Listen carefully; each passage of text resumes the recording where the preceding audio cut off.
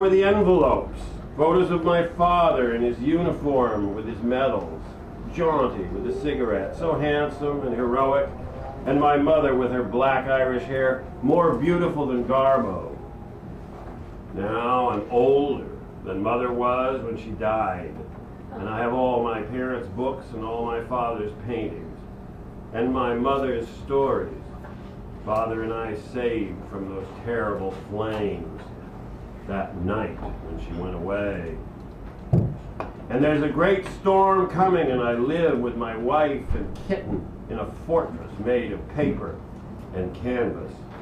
Books and paintings poised like machine guns for when the storm breaks and the doors break down and the chains and handcuffs are wrapped around the air.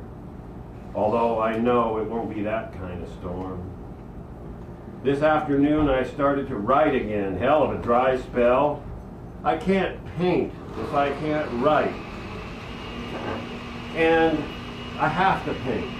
To sell the paintings, to help Deirdre and my kitty, my darling Bastet, who I hold to my left shoulder like a baby in the birthing position. And sometimes the tears pour from my eyes and I fear I will fail her. But I know I will not. Of course, I'm afraid, but fear is nothing.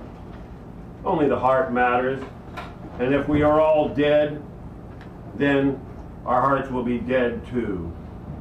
Dead against the storm which is coming through the old photos of our parents, the last innocents left on earth, coming through the pages of history books and old hard-covered works of literature that nobody reads anymore, except strange old poets who gather in rooms reading poems in the hope that the storm will not come through poetry. But of course it will, especially through poetry. A storm that is coming like nothing ever upon this earth, for which no one is prepared. A storm I believe in like some believe in God, because my mother told me about it when I was a boy, and my mother never lied.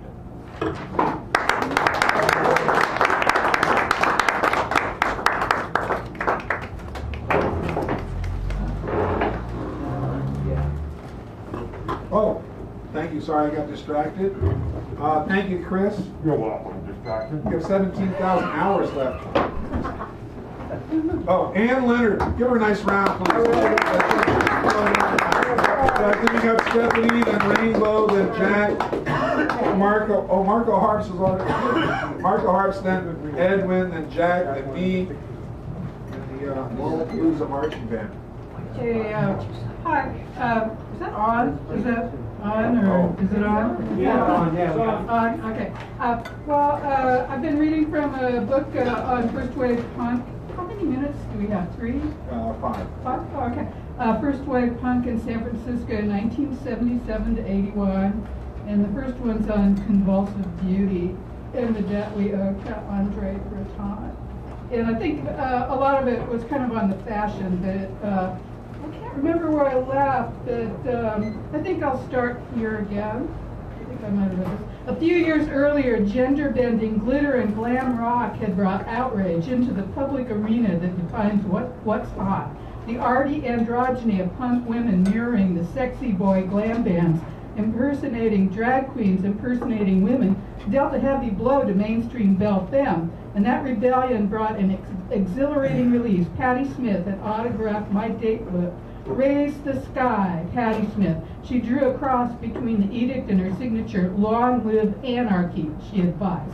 Wearing her classic black pants and white dress shirt, a man's jacket tossed across her shoulder, she was a woman who commandingly appropriated male symbols and was moving towards an outrageous dignity.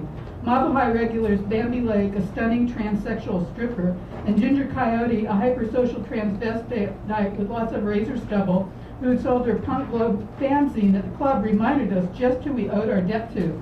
Sally of the Mutants, the reigning thrift store diva, confided, I got my fashion inspiration from the Angels of Light and the Cockettes. I went to a lot of gay bars. It was an organic progression from going to a million gay bars and then being in a band into every day being Halloween.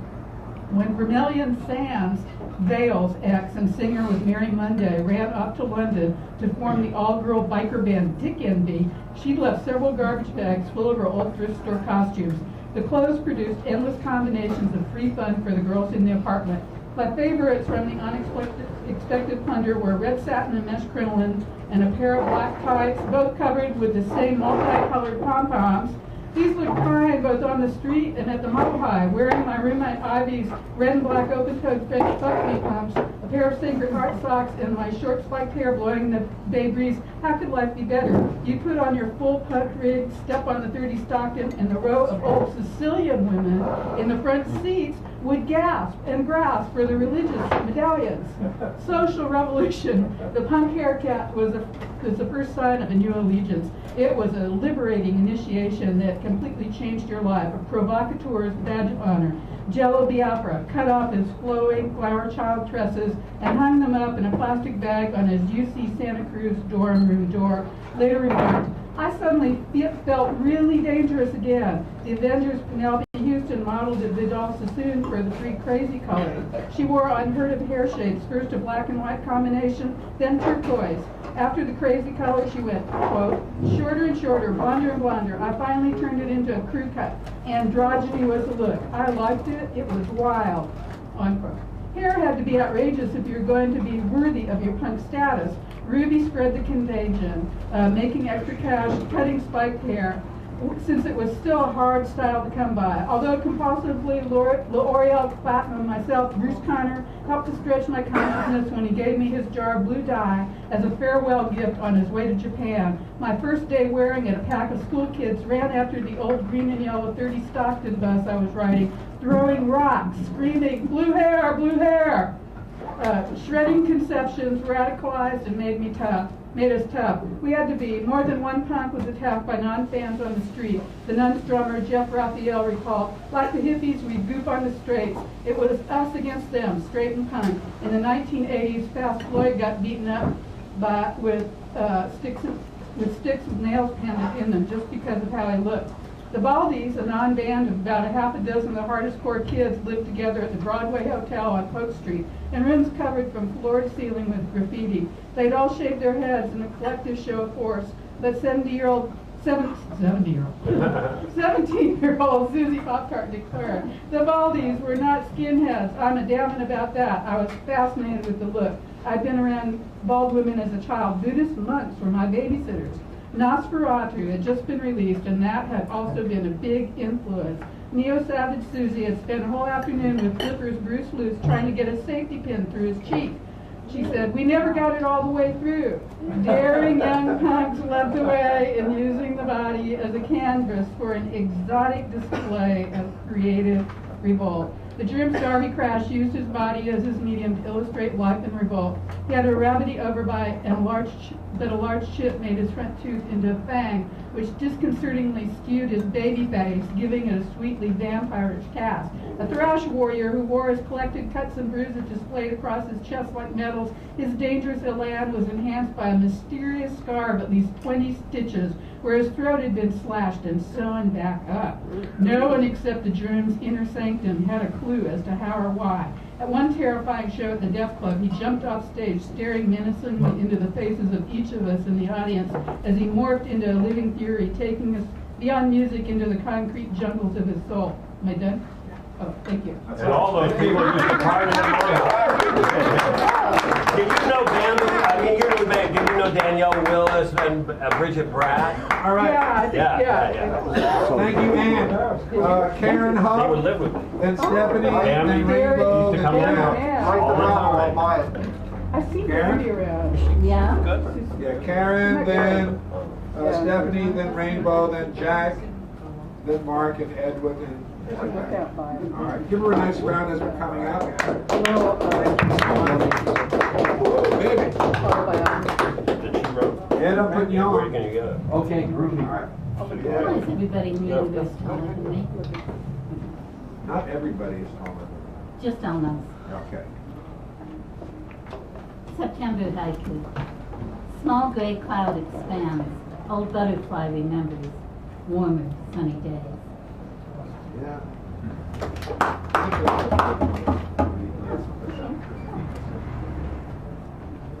This was from a Celtic folk concert on Saturday. Someplace to be flying. Hey Raven, why'd you make the sky? I needed someplace to be flying. That's from Charles DeLint. I wish I could come up with that line, but I didn't. Crystallized notes of amber and amethyst hang in the air a fraction of a second before bursting into bright droplets of light, diving and swirling above and around each other like coastal ravens in their sunset ballet, between the air currents wrinkled by strings of Celtic hopes. The storyteller's voice is strong and deep. We listen mesmerized, caught halfway between San Francisco and Ferry, unsure there is a border between them. He moves closer. My breath quickens just a little, and when the strings have stilled, he asks if I will accompany him for Chinese food at midnight. The fog has not lifted all day, and he shivers like a man who has not sat beside a hearth for a while. But like my Corvine sisters, I am drawn to that which shines, and wonder what it means that his name is Sky.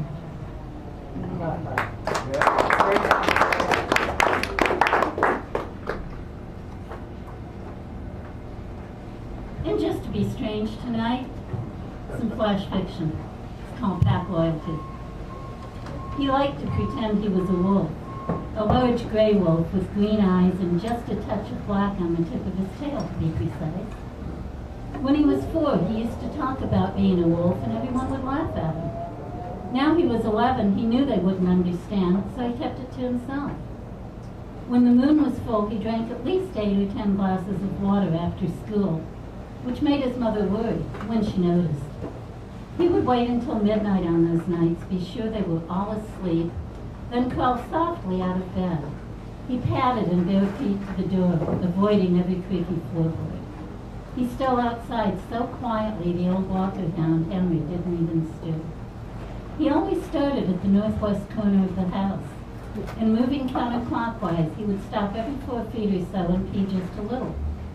It had taken days to develop the self-control not to waste it all in 1 or 2 spots. If he marked his territory correctly and repeatedly, they would have to respect it. He would be safe. Angie would be safe. When he finished, he liked to drop down on all 4s, stay still, and feel the wind on his face. Tonight it was perfect, cool and brisk, but gentle. He rose to his feet, turned, and ran down the sidewalk. 3 blocks away, he dodged behind a maple tree, slowed his breathing, and looked up. The song rose in his throat without his willing it. Far away, he thought he heard an answer. Howling at the moon was cathartic, like taking a shower on the inside. A light came on in the house across the street. Gary ran away as silently as he had come. Where were you? His sister sat on the porch barefoot in her pajamas, her purple fur coat. Her face was wet and her nose was running. Her breath still caught a little from trying to talk after crying. I saw you peeing outside and I couldn't find you and I was scared, she sniffled. Gary ruffled her tousled blonde hair. There was something sticky in it. It's okay, Angie, don't be scared. I just do that sometimes because I don't want to flush the toilet and wake Mama. You know how she gets when she drinks a lot. You don't want to wake her up, do you? Angie shook her head. Come on, Angel, let's go inside. Gary picked her up. It didn't seem like she should be that light, he thought. It was like she didn't have as much substance, as much thoroughness as other kids in kindergarten. I'm hungry, Gary, she whined. Shh, whisper, okay? Here. He pulled a Milky Way out of his jacket pocket, glad he'd filched 3 of them from the corner store. Angie's eyes widened. Wow, thanks, she whispered. He tucked Angie in and went to his own room. Sleep seemed irrelevant. Mom wasn't going to get up and hassle him about school in the morning anyway. He went to his bookshelf, looked with fondness at his favorites. Julie of the Wolves, Life in the Pack, The Language of Wolves. He chose the one he checked out from the library, an old book his teacher had mentioned. Never Cry Wolf. That was where he'd gotten the idea of marking his territory. He climbed into bed and opened the book. He wondered if he could live on mice like Charlie Mallard had done among the Canadian wolves. Probably. What he couldn't figure out was how to catch one. The ones he'd seen were awfully fast. He didn't really want to go to school anyway. He liked school, but his teacher would ask about the bruises. The last time he told them he got them playing football. Mr. Yee looked at him kind of sadly and said, "Gary, you don't play football. Please tell the truth." He'd stood there because he couldn't say it and he didn't want to lie to Mr. Yee. But then that social worker lady had come and she said things that made Gary feel really scared. He knew his mom had quit going to those meetings she was supposed to go to. He didn't want that lady coming back. He rolled over and turned out the reading light. He'd have to get up pretty early, whether they went to school or not, and make his little sister some breakfast. He thought there was some oatmeal left. Maybe he'd cut up the last candy bar to put in it. Maybe he could teach Angie to be a wolf.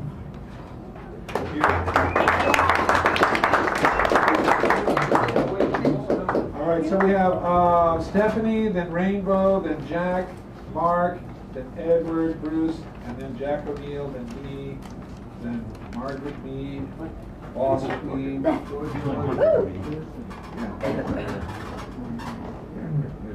So, Steph, sorry, give her a nice round, please. Warm it up.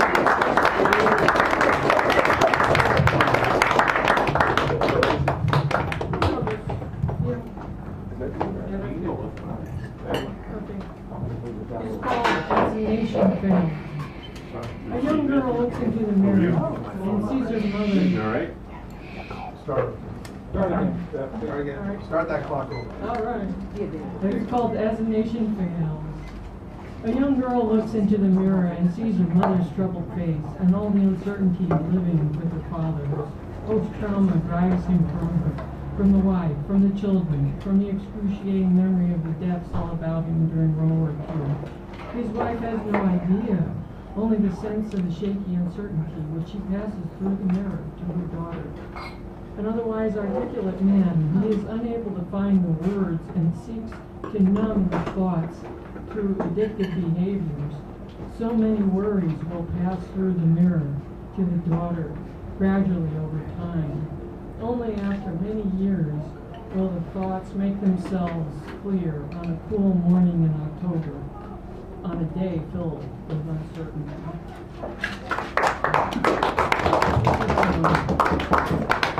October, month of psychobabble, weird masks and costumes from childish innocence to the truly crazy. And then there's the anti-costume crowd, the content to watch the others nibble candy, or malcontented and hunkered down, perhaps in isolation, full of fear or self-pity. And then there are people in recovery trying to fill the spiritual void with anything other than drugs, alcohol, and etc.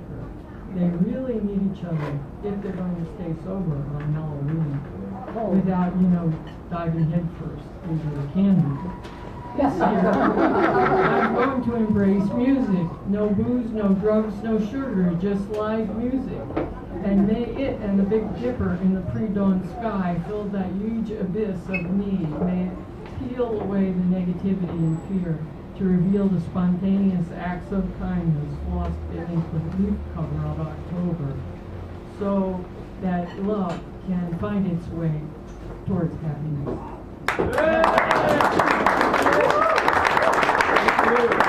Stephanie, busting out, I love that. All right, we have Rainbow, Jack, Marco Harps, then Edwin, then Bruce, then Jack, then me. We've reached a delicate time where I'm going to let the clock beep, so make sure you have your pieces within 5 because I think we're at a time of time. Go on the other side. Sorry about that. That's okay. We should have arrows. That reminds me of a joke I'll tell you later. Put an extra table or something. Wow, we got it now. This was written yesterday on John Lennon's birthday. Yeah. A beautiful divine mother, I adore thee. That is that I do love you. I'm sure that it's true, as my favorite color is blue. Oh mother, if you called me from the ends of the earth, I'd like to think I'd come running, like a beggar from within. I have to be loved, and I must love. It is you, divine mother, that I am thinking of. It is you who I love. But dost thou love me? Am I not a mere speck in the face of the widely expanding universe, a trickle in the memory of humanity long forgotten. Mother, tell me of your sweet divine, like grapes from the vine. Please bring ease to this troubled mind. I pray you find time. Here we are in the here and the now. My Lord gently shows me how. And so, in the theater of the universe, and upon the world as a stage, I could do no less than step outside the cage. Then burning sage, I thus became the stage, while love is all the rage. This is the movie of my life. I'm the director, as well as the spectator too, and the player as well. This is the trip. I've built me a spaceship made out of love, where the angels are with me from heaven above. Lord, Mother, please help this restless mind and heart and spirit in the deepness of soul to all three conjugate in a concentration of effort to find God within, in a willingness to practice this ancient art of meditation. I listen for the primordial sound of creation. In all the motion, amid the great commotion, I heard something clearly, and not merely nearly. There it was, an effective cause. I managed to ride and to be carried whole and in my soul upon this holy vibration. Every time I heard it, it felt as if a celebration.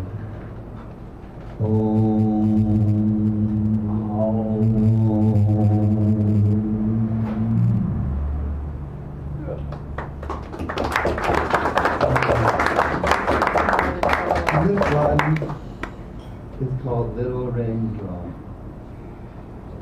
Little raindrop fell upon the mountaintop. And so things were looking really up. Little raindrop knew wouldn't last, would not be its final stop. Then, even if it is a dream, I'll fall into midstream. I open up my mental eye and see beyond the sky. Little raindrop understood that it was just one out of millions in the neighborhood, floating back to sea. So, it was among the rock slide, water flowed down the mountainside. So down the slide it flowed, as though part of the story, untold. It saw its life unfold. So into the river little raindrop dove into the natural rhythm of the flow. The river was moving fast, and so was little raindrop. Hey, said little raindrop, where's everybody going? Really would I like to be in the knowing, said another drop to little raindrop. I think we're all headed for the sea, which is something like eternity, 'cause it just goes on, and it seems it's never done. Perhaps, said little raindrop, letting go is the best thing. And maybe it was some kind of a fling, it said, as it fell into the sea. Little raindrop was rolling to the sea. And now I see that little raindrop was a lot like me.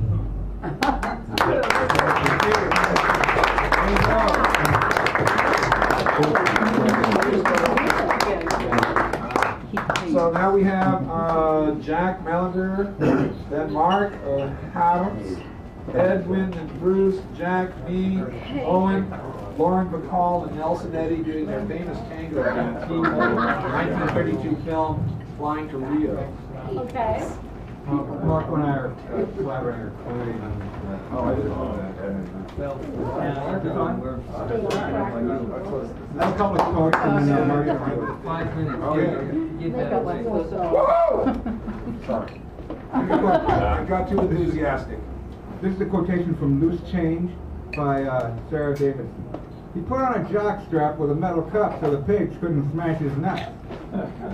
Here's something from Charles Bukowski, notes a dirty old man. Men are taken into rooms for questioning and come out half men or no men at all. If you read that, my friend, the fellow poet, and my mentor, whenever anybody says friend, I get scared. I think, I have to be a fiend or he's going to be a fiend. But then I just realized we are, and I put the R back. 3rd degree. Hit me, jab me, make me say I did it. Blood on my sports shirt and my tan suede shoe. Faces like jack-o'-lanterns in gray slouch hats. Slug me, beat me, scream jumps out like blowtorch.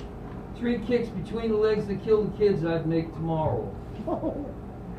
Bars and floor skyrocketing bursts like Roman candles. When you throw cold water on me, I'll sign the paper. Thanks to you. Yeah. Pages due.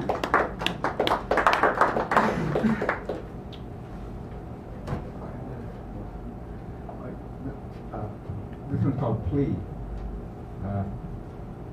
Oh, sweet baby, come and get your long lost, star-crossed, storm-tossed fool, your hapless, haggard lips some more, and from his jowl wipe off the drool. Somewhere in the desert trudges desolate your hero mag, there went he whose thought not budges from the joys of sweet despair. Rise now from your boudoir bazaar, ventures from your palace crypt, reach the tavern beneath the star, and slate a mind your world ungrid. One comes here with desires and dreams, they ratchet them all up one notch. When you've made them come true, it seems they must attack, so guard your crotch. God, teach me jealousy and fear, is though with human rights you're through. But oh, please get me out of here where all is anguish, shame, and rue. Debts of vengeance, debts of love, pay these, and you must those increase. Have demons, but not men above, egalitarian, Circe?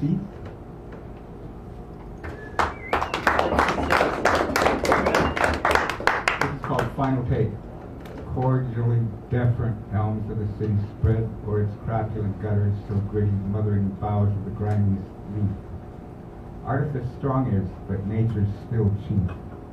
Though long I've racked my aging bod with substances diversely odd, I've long my bod rejuvenated, long crushed, have elated, hung over hopes of new created by pursuing body's fitness.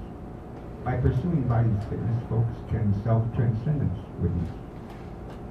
But here is the clue. If in the end I all my vices can suspend, redouble the means, full ways to mend, my past backslidings may take on the lineaments of lighter guilt, as though to prove one can go on, one failed only come the dawn to redeem himself then to the hilt.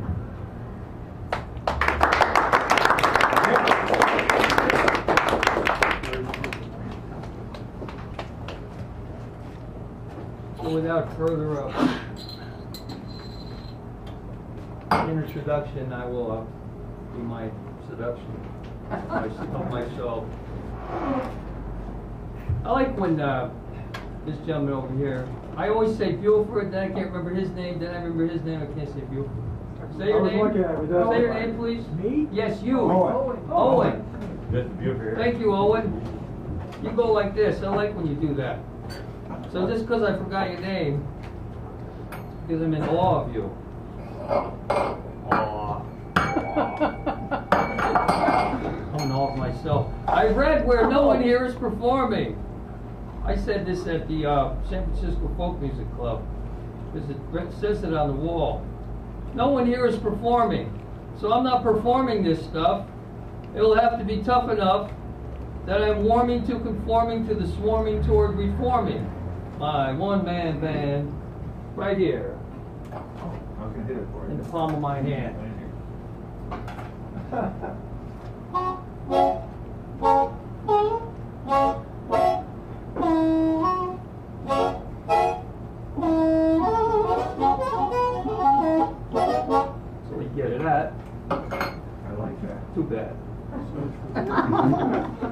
I feel just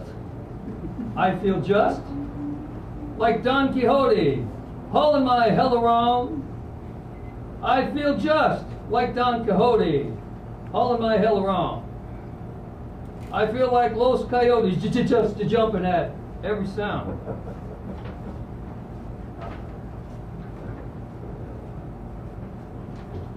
So where's Bob Dylan out making a killing?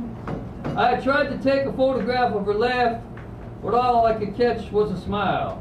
I stuck my neck out like a giraffe, but her smile looked like a crocodile. She leered languidly, and caught me after I chased her all my life. When I'm working on... It's all part of the act, and that's a fact. That's enough out of me. Thank you, blind lady. Thank you, blind lady. Parker Harps, ladies and gentlemen. A rare duet. Well, I'll do it until you can't stand it. So we have Edwin Drummond coming up now, so give him a nice round of applause. Then Bruce, Jack, me, Bill Owen, and then our feature of the evening, Mr. John Brennan, who will be performing and holding fourth or fifth, depending on what the order of battle might be. There we go.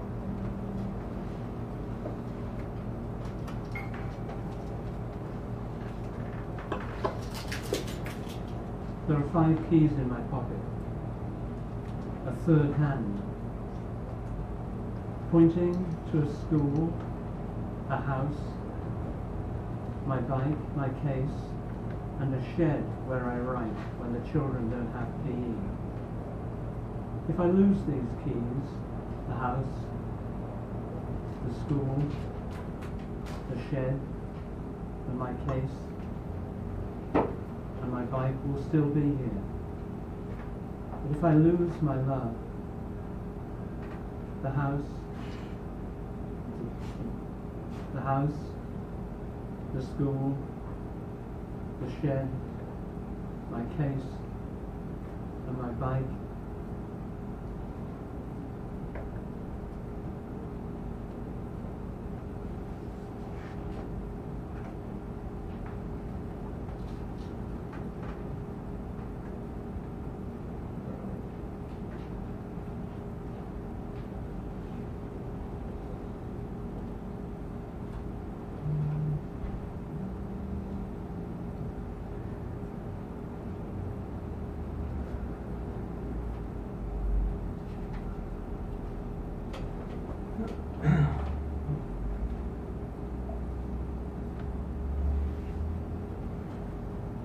you're very tolerant.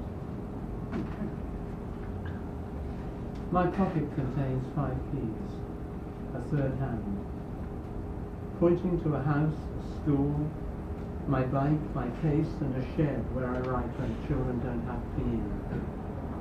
If I lose these keys, the house, the school, the bike, my case, and the shed will still be here. But if I lose my love, the house, the school, and the shed will close, and I will have to pack my case, get on my bike, and search for the key to everything. Yes.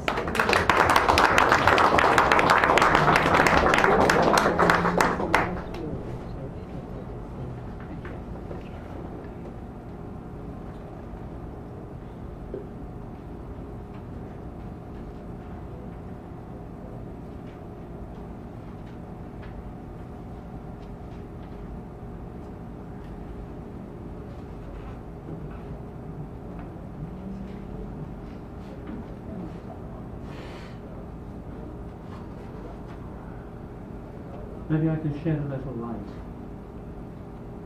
This image came from my observations of a tree over the months, which suddenly, overnight, one day, arrived in this form. The light tree. Driving to work, as we often are, working to drive, turning a corner, I, seeing the ungroomed hillside ignite, can't go on. A Chinese-like dragon, something like surf, swaying there, the way Van Gogh hummed when he was swimming, here, a tree, snowing light on a sunlit Monday morning. Later, driving by, a bride-to-be in the dark, drifting through the garden, unable to sleep, followed by the local deity's tub, laughing for 3 days. The green tide rose, 2 months passed. Today, in the kitchen where you stay the night, there's light enough. While I look at you, burning bush, that great splash as if a wave was kept under the glass of the famed framed photograph.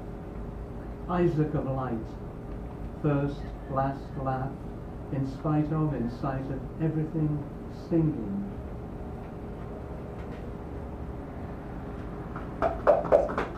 Yes, and I share that secret life, tear the hand from my mouth as I write, in the thick of it. You fling yourself out of that winter straitjacket, stark naked, crashing through the doors of recall we locked. Out the keyhole eye, gleaning the skeleton leaping into the fray. Passerby that I am, let me not be blinded by amazement. Unstoppable blossom, sea foam light stuck to your limbs, surfacing, the breath of a climber, buried by an avalanche, swimming the wind, fountaining out of my mind. That morning, I hit the brakes. A block of hot light slanted in its branches, a nuclear loaf-like head of gleams. Until then I'd only dreamt, skirting and jumping across the puddled waste. My arms shaking, I think I get the picture. Today, uniform in green, indistinguishable in the crowded land. Oh, my lighthouse, whether I end up on the rocks, boxed in, but still working at the lid, or just become scattered, may I never lose sight of the fact the actual miracle happens every time we take a step back, a breath. Thank you.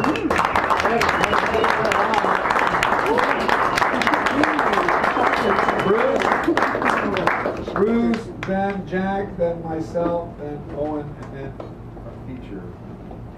Unless I miss my guess, which I sometimes do.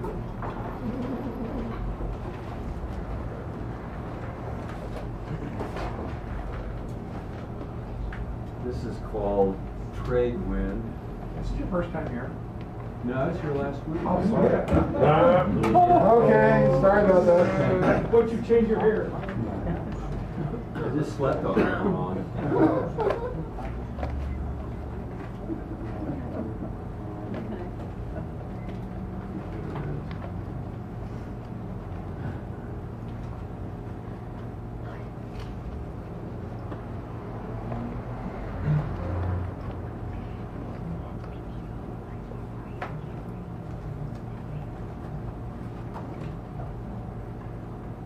I see you down at the docks playing dice with the sailors.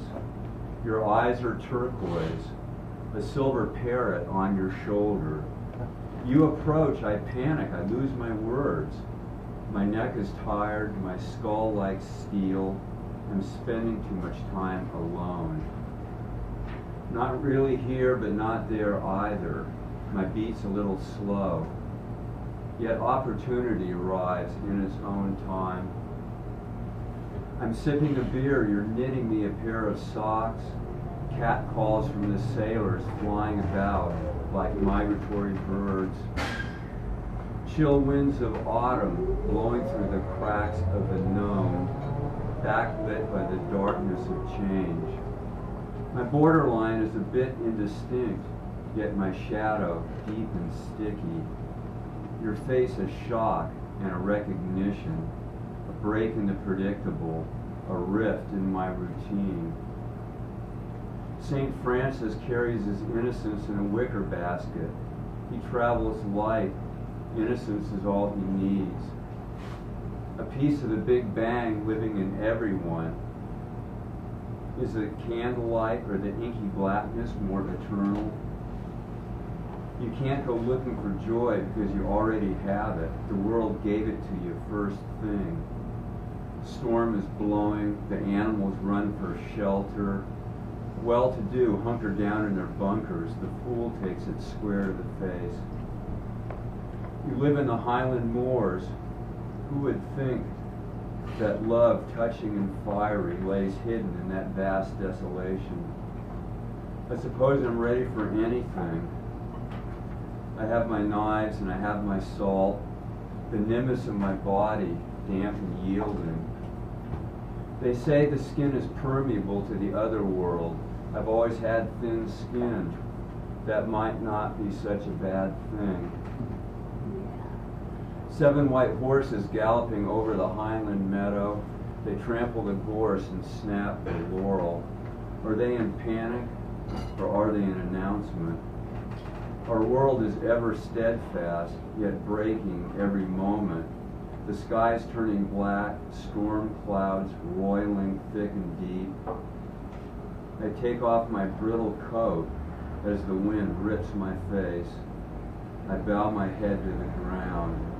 2 baby finches nesting in my cupped hands.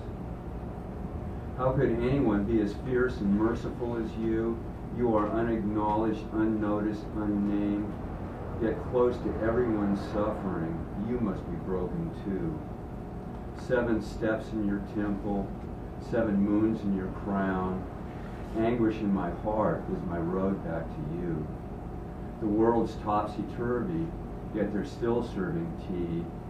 The final revolution will occur in the human heart. My toenails are split, my hair is thin. I think I'll have a glass of wine. Deeds run down and words run out. What's left is the silence and the mystery. I buried my dead, but I kept their chairs at the dinner table. Now I'm serving you and I'm biding my time. Foolish wisdom is what I know. I saw your face for a moment or two. Sometimes I panic. I am the flower. I blossom because of your love. And I get frightened.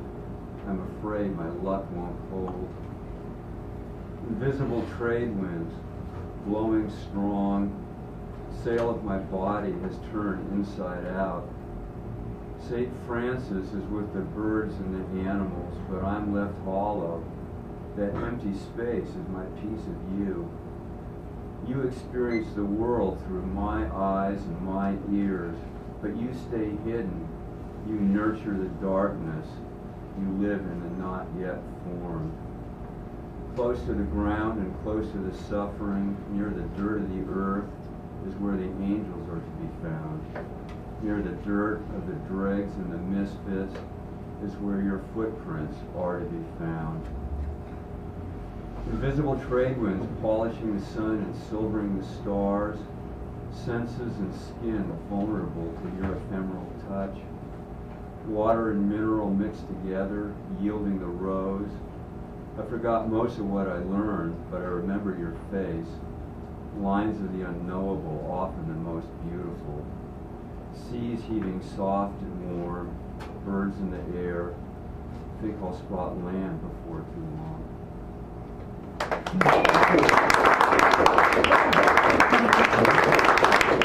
Welcome back. Jack O'Neill, please step forward and give us your due, or do us your give. You give us. Thank you, Dan. Don't ever stop. This is Go ahead. private service announcement. I've been waiting to be more responsible to me in the moment. Address concerns that I thought I was ignoring, but actually was laying waste to with fighting mine. And I don't mean just a little. Yes, there's meditation and good diet. I already floss every day, but it just makes me more aware of the big ignoring. It seems to call for a soapbox. From up there I will have my attention, give myself some time, and an ear and a little trust. Having done so, I find that my first concern is earthquake preparedness. Seriously. In 1906, Mark's grandmother was thrown from her bed. Flung through the air she was. The laws of nature called physics tell me she was not alone. She did not fly through the air and other things stay where they were. I need to understand this, such a simple concept, yet my mind will lie to me with assurances of simplicity and manageability when I'm in a boat with nothing secured, and storms happen every day, and there may be a 70-foot wave out there with my name on it. My mind needs help, this mind that can't help itself from going for candles when the lights go out and turns on the lamp to find the candles. So I ask, what do I want to be able to do, to have in my hand, when the big one hits and it's all in the air falling down? Thank you.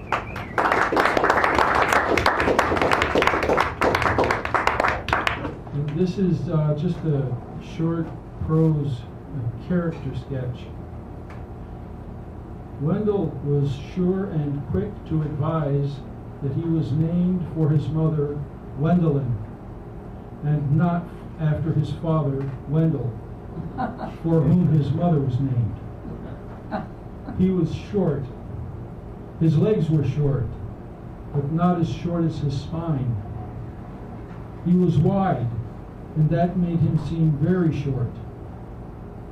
But Wendell, with his large feet, moved like a leaf in the wind, or a very young child who had just learned to run. With an ultralight staccato syncopation, he moved through the air, turning heads, and causing some people to stumble or even fall. They'd see Wendell and forget how to walk.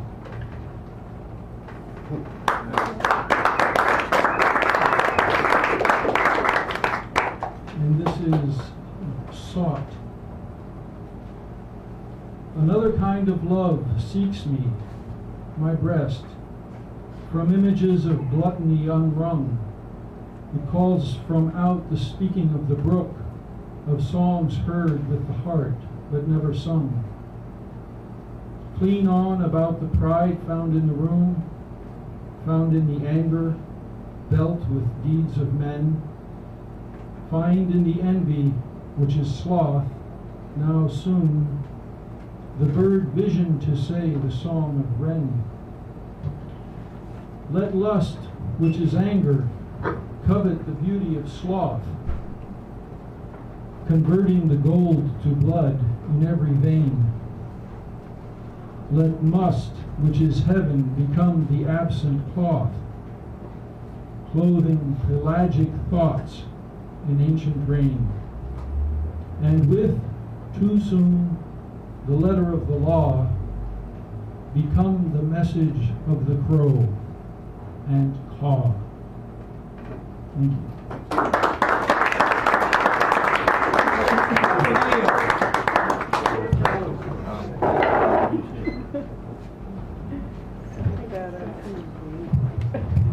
I would just like to say one thing. I really appreciate the fact that people have held themselves to the times. That really helps. The only thing that makes me nervous doing this is like going, oh, there's not enough time. So, thank you.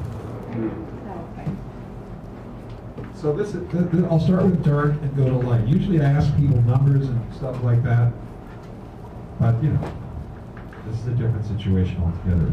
Yeah. So this is called End of Day. Nearby this window is wide open. As the lowering colors of the sky silhouette a distant line of trees, the cool, settling air is drawn in. Dusky, gentle wafts and its dark currents are carried all that the night is, the aroma of farm and field, newly turned earth, mown hay, the blossoms and pollen dispersed by the million billion plants of this far, wide and green valley. It is the sighing daily breath brought on by the grand shadow, swiftly, silently sweeping over all. Later, after the warm colors chill, the dark, the heavy air's incense carries more, the drifting dandelion tumbling unseen in air, the scurry of furtive life under fallen hay, and the moist soil with its denizen worms. In woodlots, motioning limbs occlude silent stars, an owl's feather falls, The unseen myriads of the air hum and zing, and shadowy waters slip over dark, cold, mossy stones. A distant train, a cat's eyes shimmer, dew forms on the tangy metal of stilled machines. Yes, this air is ancient, and something's inveigled in its silence as each wan draft brings more than expected. For the earth's breath goes whither it may, over hill and dale, sleek along a night bird's moonlit wing, swirling idle papers along a small town's cooling sidewalks, the whispers of strollers, strands of perfume, dinners, and fresh pie. On such a breeze I travel while sitting perfectly still near a window through which the languid night air haunts, bringing inside the messengers the vast night would rather keep outside, traveling our world and the night over.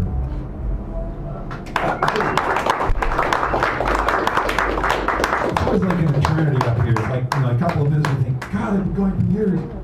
I have been going for years. So this is that. So that was dark, and this is light. From the start of this universe until now, there has always been the light. Clearly, it is an essential factor for what else do we all come to, both eventually and aright, but the light, light, light. No thing overshadows this. It's what moves this poor body, causes my fingers to trace such moments as this, counsels the passion coursing my heart well, and what so enlivens my giddy soul tonight, the light, light, light. Terms cannot describe or contain this. Actions provide mere indications. Lyrics might bear it so long as the breath bears them. Nothing temporal can truly be seen without it, and all things eternal are made up only of it. What else moves us within so as to create without, passing for inspiration's sight? The light, light, light.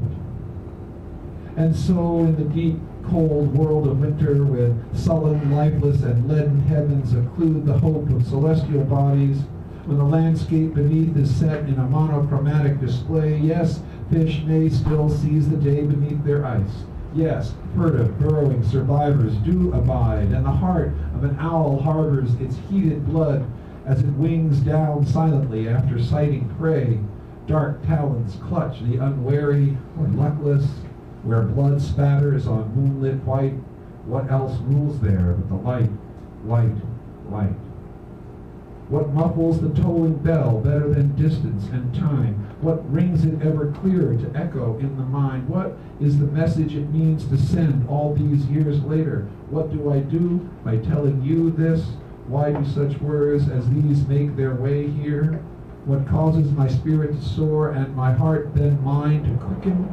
What makes a singular difference, no matter how seemingly slight, but the light, light, light? When death is no longer that distant, dismissed threat, but present, promised, and immediately certain, your intimate companion, if you will, waiting on you, so to speak, hand and foot.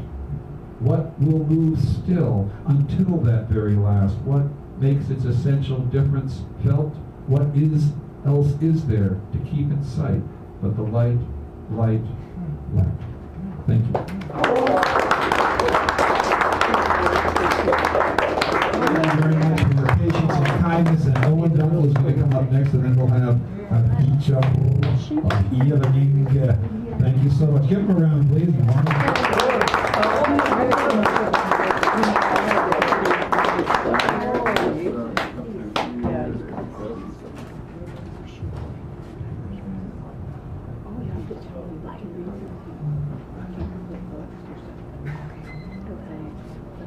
Can everybody hear me?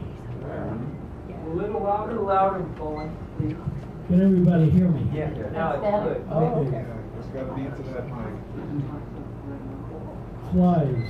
This is my latest one. Flies are buzzing quietly, trying to be like the bees that pollinate the flowers. They move like the wind itself. They try to be like the wind that moves the mind and takes it back to its favorite places. Flies buzz angrily as the air, as passionate as the mind. They move like the wind. They are flitting and flirting about the mind, trying to be like the mind. No, they are not the mind, nor will they ever be. They are merely flies buzzing about in the air, buzzing like bees.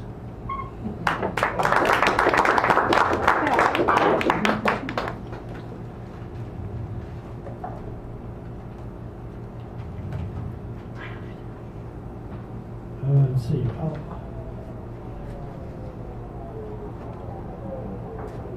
I'll do something I haven't done in a while. I'll read from my chapbook.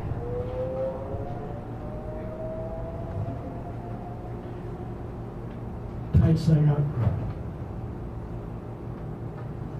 Rocks awakening.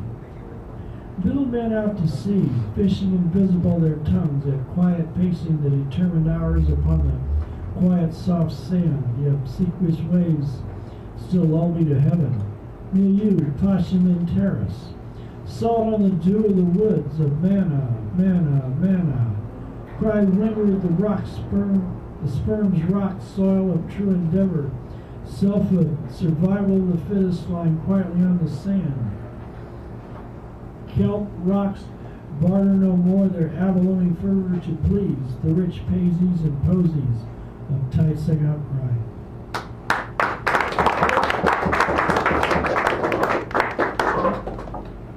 A new education. To walk the worlds we walk in wonder, like the barefoot, benighted, wide-eyed wanderer of Pilgrim's Progress, caught in the net that catches fish in the ocean. Much like an electric train at sea, sands, pinions, and pennants, lords and ladies of that chance, the day fire and delight. Men become seraphim, women fast and pray for their denarii to fly them to heaven. Yeah.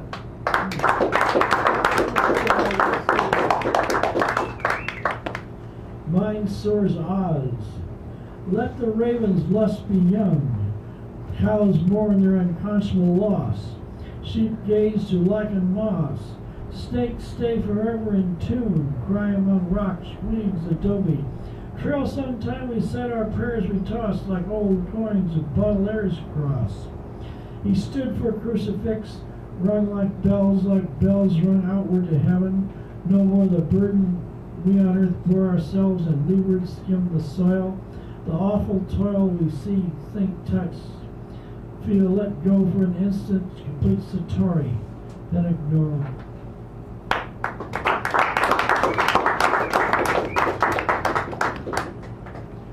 Middle order. Lust in the shelves of worry and wind, turned on the sand and the fade plumage of the waves to toss again to the swooning bareness of the sand and kelp I talk to in the time and surrender of my kiss of need, to ally the wondrous domain of the dark rain we run to and hope of the terror of the stars dashing back to the heavy swirling wondrous sand, the quiet sand, the sea we should dance and sing to in mock merry derision. Panis Angelicus, we sing alive to thee.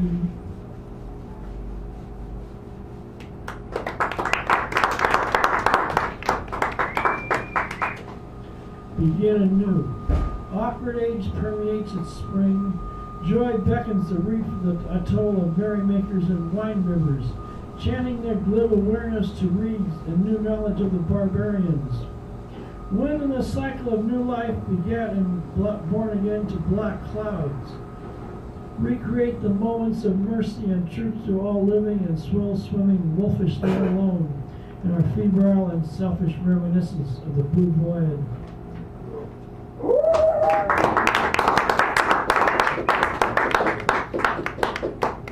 Sea Witch Turtle.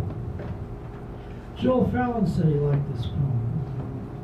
Paints itself green and mauve, swims itself alone and aloof around sand castles built by old men, children, tourists, quiet as they gawk with their cameras, and Beethoven, whose nobility read Jesus and Socrates in his wall of silence.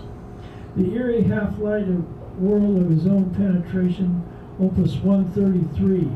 Eroica, the sea magnifique, roars back and forth against the bright sand.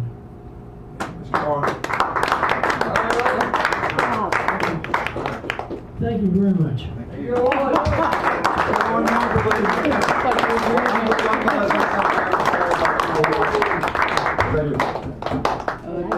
All right. Our feature this evening is Donna, who has many voices. Give her a round of applause. I'm going to talk for a second here. This is a bit here. Many voices. People know him for some of his political poetry, which is even more wildly radical than mine, which is saying a bunch. But he's good. He has a good heart, a kind soul, and he's a wonderful reader. I'm introducing John Brennan. Bring him on up. John Brennan!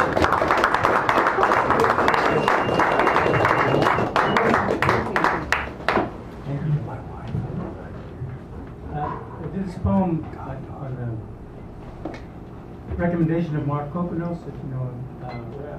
Oh yeah. He likes to go through his poetry and pick out pieces and put them together in another poem, and he calls it a mashup. So I tried it. I took 8 different poems and I took pieces out and called fragments. Another siren.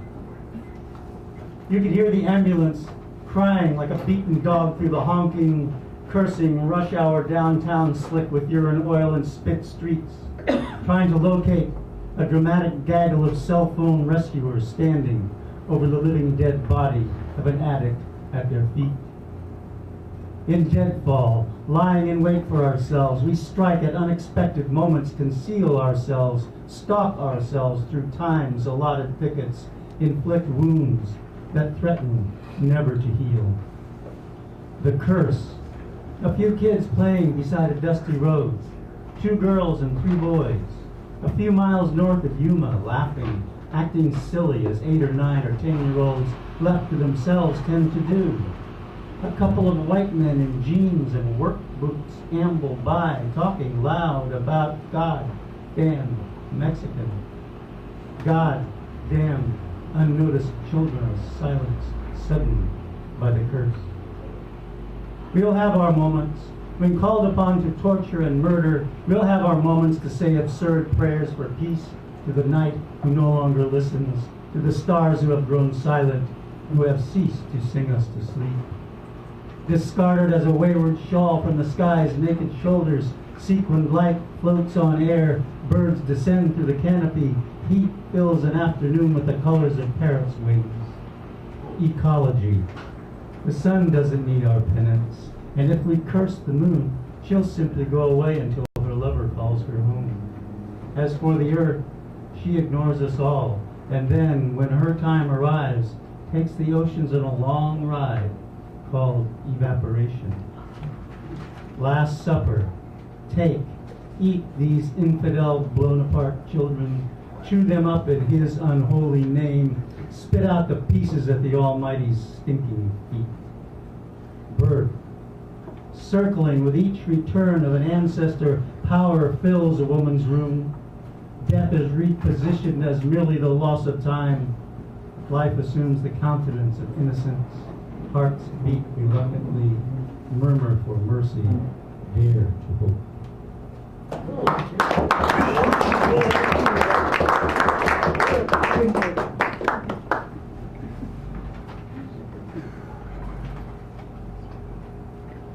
You've heard me feature before you heard this. Spare changes. Voices I don't want to recognize stalk my streets, slip into step behind me, make inappropriate inquiries into the state of my mind. Lies and the cries of war drone from doorways. Hints of hostility drop as I pass, eyes to the ground, scanning patches of unkept grass, searching the urine-stained pavement for traces of truth in the absence of information, the absence of self-awareness. People no longer numb by the big flyby that changed history, now suck suspicion out of the air. That indifferent divine flown in on an unclean ride from the mystical east has done a job too well. That blind and mindless icon of justice whose name is consequence, spurned and denied, sleeves rolled like an enraged Uncle Sam, swinging a big stick, has pounded the New York skyline with the soft-spoken arrogance of revolution, filled the empire's polluted ears with suffocating voices, littered Wall Street with its own dead and dying, revealed a time we thought was ordinary as merely a voiceless past. Lost for a while, like the Middle Passage, smallpox, blankets, his, hers, colored, revealing manifest destiny's corpse risen, corrupt, and still plundering the world as though My Lai and Sand Creek had never occurred. Still manipulating drug lords and warlords who fly from time to time at the Leviathan to drown memory loss in the finest domestic blood, bring a tower or two of empire to ground, laying claim to all of us who hurry to disappear into these new times, into anonymous chaos, clotting freeways, gorging subways, sometimes screaming to ourselves through tight curves, screaming at ourselves like demented dreamers attempting escape from troubled sleep. Laying claim to the citizens of empire who emerge from tunnels, descend from expressways into the steaming blue lights of ground zero, where manifest destiny's bones dance for us, rattle spare change cups under our noses.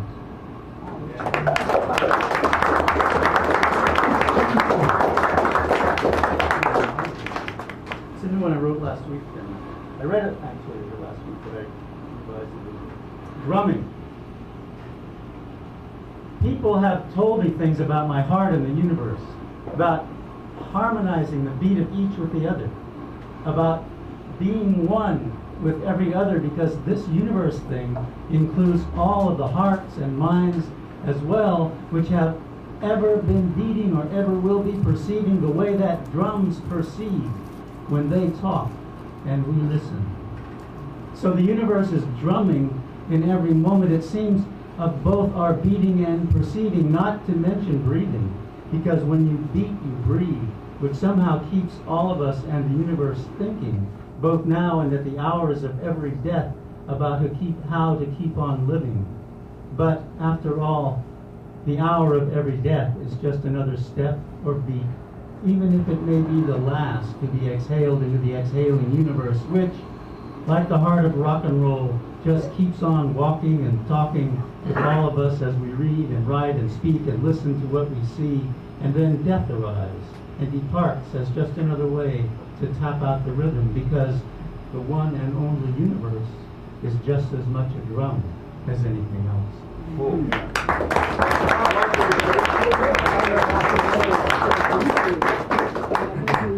This is a poem heavily influenced by Lao Tzu. Lao Tzu said, "Practice not doing, way, woo, way, and everything will fall into place." Private practice. You can't just not do. Your mind will resist, your conscience will reprimand, lazy, loafer, lout, loser. You will call yourself unflattering names. Your feelings will rise up in anxious rebellion if you try to just not do. Yet, Lao Tzu has suggested that we practice not doing in order to allow things to fall into place. But if your friends find out that you are not doing, they will snicker behind your back. And your family and loved ones will be ashamed of the poor example you are setting for the youth of the nation, who will already not do too much and smoke pot and use downer drugs to make matters worse. So it would seem best for you to practice not doing in private, quietly, in secret.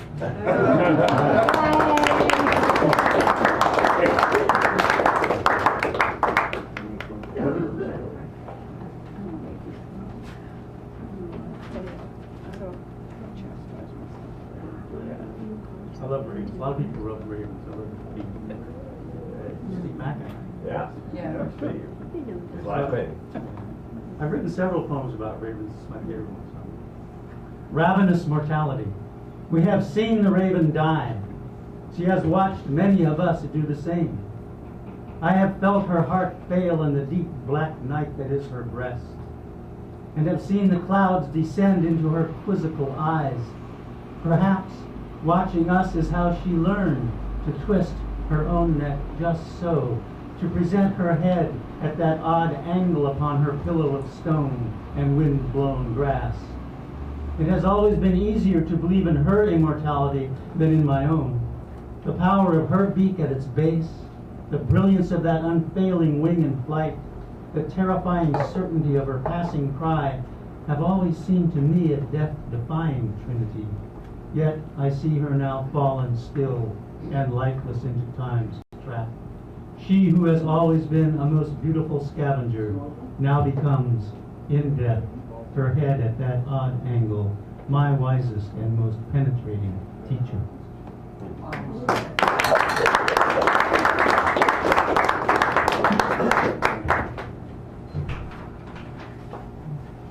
Evgeny Yevtushenko he's really famous for a while. He wrote a poem on anti-Semitism, Soviet Union, about a massacre of Jewish people at Babajar. Oh, yes.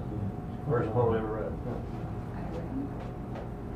He said, Yevtushenko, only when the sense of the pain of others begins does humanity begin. Compassion is the kindest word, the clearest eye, the discovery of wonder. The pain of another becomes the gateway to love. That is wonder. Compassion is the infant heart of courage, a trembling heart in a breast with breath caught short, too innocent to be afraid. To witness compassion is to sense a bleeding need to run, to hide, lest it soon become too late. Yet the heart remains, too curious for retreat. The compassionate heart is a desire to disappear, to be anywhere but here, yet she remains, determined to find comfort in her innocence. To weep like a child, to bury one's face in the folds of mother's skirt, is to feel the evolutionary beginnings of humanity calming the breast. The compassionate human heart, emerging from dread, is the alchemy of fear becoming love.